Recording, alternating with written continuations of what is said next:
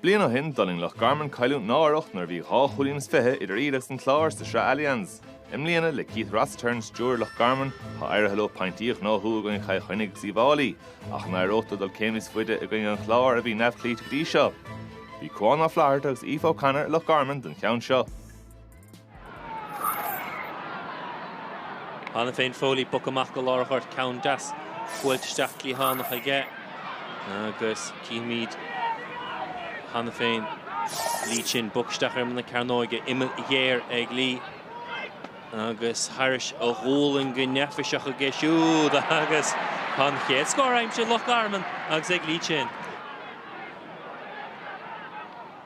Agus imróir ar fáil se chuin David Fitzgerald trosló go fada ag Fitzgerald a sé déimisteach ar a máid a Fitzgerald le a cháise céim ar san réiteoir.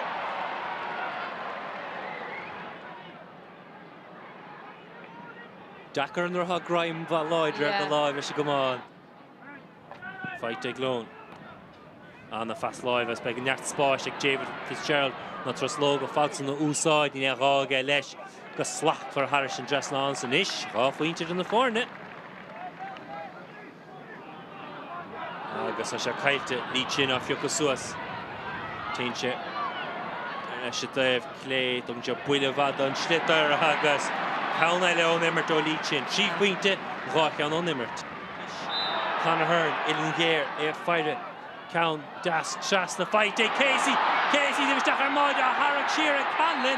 Agus pucéir a kick. The Loch Garman. Ja, wel, fecca mi dés yna hymmer do ceapan gref sé tilta. Fi si dig taring das trúr a agus cadile íon fása da. Fa me fása sa síf céna fecca mi da rístan sinné. Trúr timppel yeah. Like vi should taring das a Janzi agus as a láv an sin. Casey chun na fórne chur cho score. Casey Ishala ar sin. Bort is an angle. Casey. Agus tá sim déanamh an gnóda Loch Garman féchar seo. Búilte go furfa. Búilte. Cahal dumar níos ha spás ag Cahal agus be gimróir ar fáilecha Cahal tuirfean na fointe. Cahal Dunbar hashi aimse ige. Agus Loch Garman mehe puint fantastic. Then géadúr on sa second. Rúthar bra Hayes ar fáil Rory Hayes Gurrin chan come on. Smachtan Seinnteoir TG4 good jazz. Pass láid ard fight ag David Fitzgerald haníir de geisiú gun hours cheeky. Báithín de fointí sa chéad le agus cawn eile isige sin an siú fointú a Fitzgerald.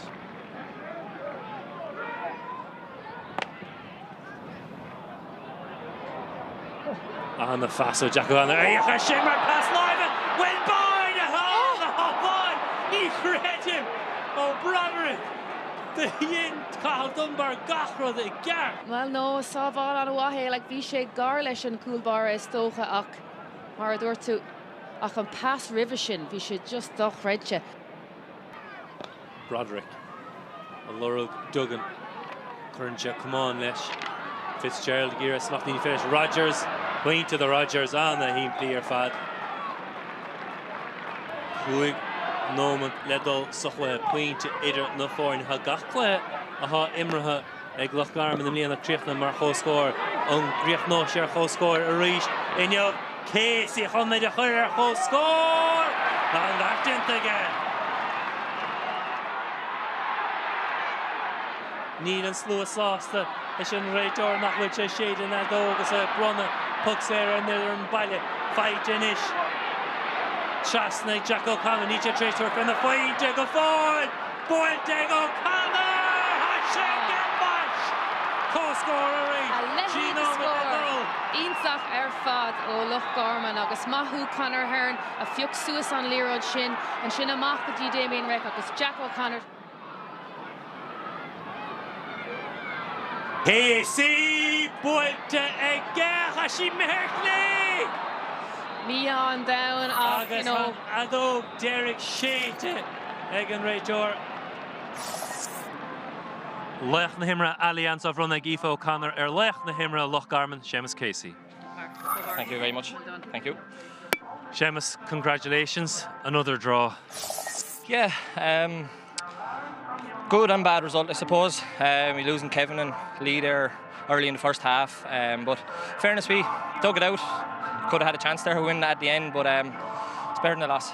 Plenty of character, plenty of heart in the team, which is great, and a good bit of spirit. We're fighting hard, we're fighting to the last minute every day to go out, so you can't pass any more that way. But I suppose, look, it's getting over the line now, but you're playing good teams, you know. Last point gained, that's the question for later on, but you're playing good sides with good players, and you know, we're there, we're performing, we're competing, and you know, that's what you can ask for this time of year. Still February, you know, and we're doing well, we're building a lot of lads, a lot of new lads in on the panel, so long may it last.